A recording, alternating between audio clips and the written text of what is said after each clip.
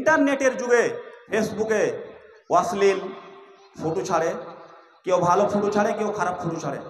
বিনা কোনো কারণে ফেসবুকে ফটো ছাড়া যাবে না। আপনি প্রশ্ন করেন বক্তারা যে বক্তব্য দিচ্ছে ফেসবুকে, ওদের যে ফটো দিচ্ছে, করতে গিয়ে যেখানে সেখানে ফটো তুলে এটাকে ফেসবুকে পোস্ট করে দিলেন। আজকে অনেক মাদ্রাসায় মহিলা মাদ্রাসার ছাত্রীরাকে দিয়ে গাজাল গাইয়ে, মহিলা মাদ্রাসার ছাত্রীরাকে বক্তব্য দিয়ে ফেসবুকে ছেড়ে দিচ্ছে। এটা একেবারে হারাম। ইন্টারনেটের যুগে ফেসবুকে আজকে দেখেন মানুষ কত রকমের অশ্লীল ফটো ছাড়ে, কেউ ভালো ফটো ছাড়ে, কেউ খারাপ ফটো ছাড়ে। এই বিষয়টাতে হয়তো আমার সাথে অনেক আলেমী একমত হতে না পারেন, কিন্তু আমি হাদিস কোরআনকে পড়ে যেটা বুঝেছি যে বিনা কোনো কারণে ফেসবুকে ফটো ছাড়া যাবে না। এবার আপনি প্রশ্ন করেন বক্তারা যে বক্তব্য দিচ্ছে ফেসবুকে, ওদের যে ফটো দিচ্ছে, এটার একটা কারণ হতে পারে আজকে আমি বক্তব্য দিচ্ছি, মনে করেন বক্তব্যটা আমি দিলাম না আমার নাম দিয়ে অন্য কেউ দিল, এটাকে প্রমাণ করার জন্য আমার ছবিটা যদি দিয়ে দেয় ইসলামের খাতিরে, ইসলামের ভালোর জন্য, তাহলে এটা জায়েজ আছে। পাসপোর্টের ক্ষেত্রে ফটো ছাড়া তো পাসপোর্ট হবে না, সেই ক্ষেত্রে জায়েজ আছে। যেখানে যেখানে আপনি মাজবুর সেই জায়গাতে জায়েজ আছে। বাকি বিনা কোনো কারণে আপনি ঘুরতে গেলেন, ঘুরতে গিয়ে যেখানে সেখানে ফটো তুলে এটাকে ফেসবুকে পোস্ট করে দিলেন। আজকে অনেক মাদ্রাসায় মহিলা মাদ্রাসার ছাত্রীরাকে দিয়ে গাজাল গাইয়ে, মহিলা মাদ্রাসার ছাত্রীরাকে বক্তব্য দিয়ে ফেসবুকে ছেড়ে দিচ্ছে। এটা একেবারে হারাম। এটা কাজ করা যাবে না। বিনা কোনো কারণে ফেসবুকে ফটো ছাড়া যাবে না। আল্লাহ রাসূল সাল্লাল্লাহু আলাইহি ওয়াসাল্লাম বলেছেন, ইন্না আসাদ্দান নাস আযাবান ইয়াউমাল কিয়ামাতি আল মুসাফফিরুন।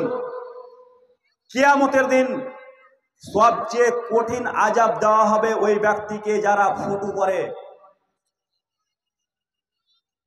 ব্যবসার ক্ষেত্রে যদি আপনার ব্যবসা হয় তাহলে সেই ক্ষেত্রে জায়েজ আছে। যদি যেই কাজে আপনি মজবুর সেই কাজে জায়েজ আছে, কিন্তু বিনা কোনো কারণে এই যে ফটো উঠিয়ে ফেসবুকে ছেড়ে দিচ্ছে, এই কাজ করা যাবে না। এটা একেবারে হারাম এবং এর জন্য আমরা গুনাহগার। তার জন্য এই বিষয়ে আমাদেরকে, যে আমরা উদাসীন আছি সেটাকে আমাদেরকে পরিত্যাগ করতে হবে এবং এই বিষয়ে আমাদেরকে সজাগ হতে হবে। 3 নম্বর বিষয় হলো দাড়ি ও চুলে কালো কলপ লাগা। আজকে আমাদের সমাজের মানুষ বয়স হয়ে গেছে 40, 50, 60 বছর, দাড়ি এবং চুল পেকে গেছে, তার জন্য কালো কলপ করছে। এই কালো কলপ করাও যাবে না। এই কালো কলপ করা একেবারে হারাম। এর ব্যাপারে আমার কোনো ওলামার ফতোয়া জানা নেই যে কালো কলপ করা যাবে। এবার আর একটা বিষয়ের সাথে বলি, বয়স 50 বছর হয়ে গেছে, 60 বছর হয়ে গেছে, কিন্তু দাড়ি সাদা হয়ে আছে, এটাও ঠিক নয়। সাদাটাকে আপনাকে লাল করতে হবে। একেবারে সাদা করে রেখে দেবেন যে আল্লাহ রাস্তায় সাদা ছেড়ে দিয়েছি, এইটাও ঠিক নয়। হাদিস যেটা প্রমাণ করছে, আল্লাহ রাসূল সাল্লাল্লাহু আলাইহি ওয়াসাল্লাম বলছেন যে ইন্নাল ইয়াহুদা ওয়ান নাসারা লা ইয়াসবাগুন ফাখালিফুহুম, যে ইহুদি আর নাসারারা দাড়িকে রঙায় না। দাড়িকে কি করে না? রঙায় না। তারা দাড়িকে এমনিতে ছেড়ে দিচ্ছে। ফাখালিফুহুম, খালিফু সেগাটা এখানে আমরের সেগা। আর আমরা সাধারণত জানি যে আলামরুল ওজুব, আমরের সেগা যেটা আসে ওটা ওয়াজিবের জন্যই আসে। এটাকে যদি আপনি ওয়াজিব মনে নাই করেন, আল্লাহ রসুলের একটা বিধান, এটাকে সুন্নাত বিধানে যদি মনে করেন, তাহলে দাড়িকে এইভাবে যে সাদা করে আমরা ছেড়ে রেখে দিচ্ছি, এইভাবে সাদা দাড়ি রেখে ছাড়াটা এটাও ঠিক নয়। দাড়িকে আপনাকে লাল রং দিয়ে, মেহেন্দি দিয়ে রঙাতে হবে। অন্য হাদিসে এসছে উতিয়া বিআবি কুহাফাতা ইয়াউমা ফাতে মাক্কাতা, ফাতে মাক্কার দিন আবু কুহাফাকে আল্লাহ রসুলের সামনে হাজির করা হলো। রাসুহু ওয়া লিহিয়াতুহু কাল গোসামা, তার মাথার চুল এবং তার দাড়ি গোসামা এক প্রকারের ঘাস আছে তার মতো সাদা হয়েছিল।